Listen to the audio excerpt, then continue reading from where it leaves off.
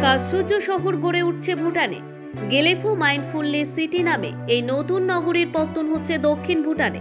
গত ডিসেম্বরে ভুটানের বর্তমান রাজা জিগমে খেসার নামগেল ওয়াংচুক এই গেলেফু মাইন্ডফুলনেস সিটির পরিকল্পনা জনসমক্ষে আনেন। তিনি দেশে একটি নতুন শহর গড়ে তোলার সিদ্ধান্ত নিয়েছেন, যেখানে থাকবে ভিন্ন নিয়ম কানুন, যা ভুটানের অর্থনৈতিক উন্নয়ন এবং ভুটানি মূল্যবোধকে সমর্থন করবে। 2500 বর্গ কিলোমিটার এলাকা জুড়ে নির্মীয়মান গেলেফু মাইন্ডফুলনেস সিটিকে জিরো কার্বন নগরী হিসেবে গড়ে তোলা হচ্ছে।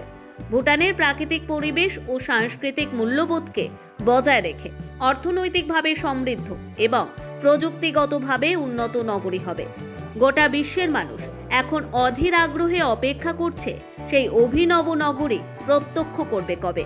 কেমন হবে সেই মননশীল নগরীর চেহারা, কিভাবে গড়ে উঠবে, আসুন বিস্তারিত জানি।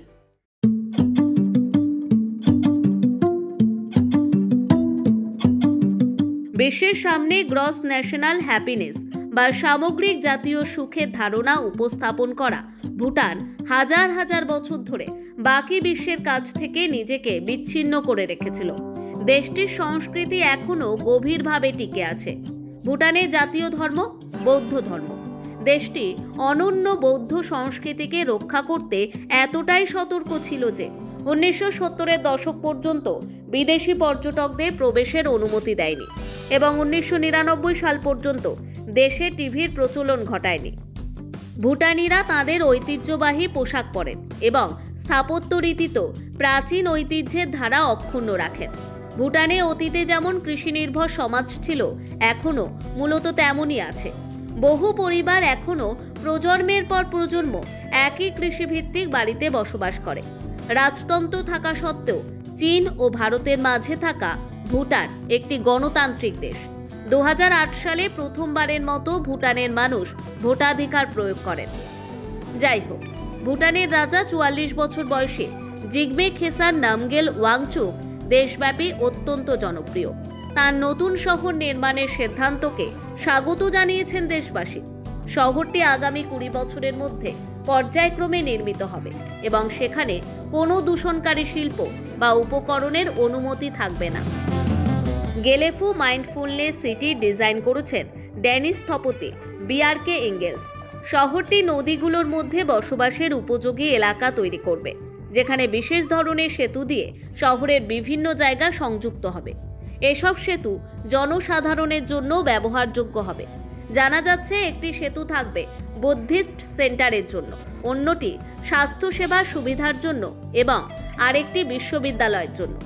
এখানে কোনো উঁচু ভবন থাকবে না এবং সব নির্মাণ কাজ হবে স্থানীয় উপকরণ দিয়ে। শহরটি বন্যপ্রাণীর সংরক্ষণেও বিশেষ গুরুত্ব দেবে।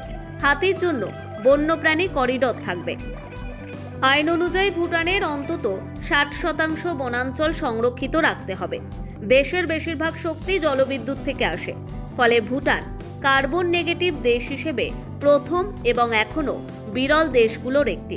ভুটান অতিরিক্ত জলবিদ্যুৎ ভারতকে বিক্রি করে এবং পর্যটন থেকেও বৈদেশিক মুদ্রা অর্জন করে। তবে ভুটানের অসাধারণ পাহাড়ি সৌন্দর্য থাকলেও শৃঙ্গে আরোহণ নিষিদ্ধ, কারণ ভুটানিদের জন্য পাহাড়গুলো পবিত্র। ভুটানের রাজধানী থিম্পুতে এখনও কোনো ট্রাফিক সিগন্যাল নেই। রাস্তায় গাড়ি আর গরু পাশাপাশি চলাচল করে। ভুটানের স্কুলগুলোতে বিনামূল্যে ও ইংরেজি ভাষায় শিক্ষা দেওয়া হয়। স্বাস্থ্য পরিষেবাও বিনামূল্যে দেওয়া হয়। ভুটানিরা, বিশেষ করে বয়স্ক নারী পুরুষরা ঘন্টার পর ঘন্টা বৌদ্ধ ধর্মগ্রন্থ সমৃদ্ধ প্রার্থনা চক্র ঘুরিয়ে প্রার্থনায় মগ্ন থাকেন। পাহাড় জঙ্গলে উঠতে থাকা প্রার্থনার পতাকাগুলো প্রকৃতিকে এক ধরনের উপাসনা স্থলে পরিণত করে। Bureau report, one Bengal.